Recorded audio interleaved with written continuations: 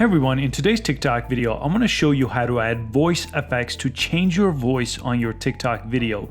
And it's a very simple update on TikTok. Let's go ahead and press the plus sign to create a post here on our profile page. And it doesn't matter if you're on the 15-second or the 60-second option, but you do have to press record here and start recording your video. So right now it's recording my voice and I could show whatever I want to show. And I'm going to stop it.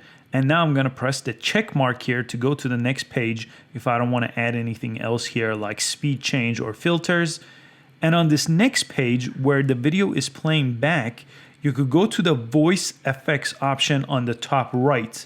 Right now it's going to have none, but you have all these options over here, including Chipmunk, Echo, a lot more options over here that you could choose from, and I'm sure they're going to continue to add to it. So go ahead and test it out. I'm muting my voice right now so you don't hear the effect, but it's just as simple. Select one of them, and when you're done, it's been selected, and you could press next, and it will post a video with your effect on it. So if you want to see exactly what that sounds like, you could just come and check out my TikTok video here. I posted this one using that sound effect over there, so you could see exactly what it sounds like.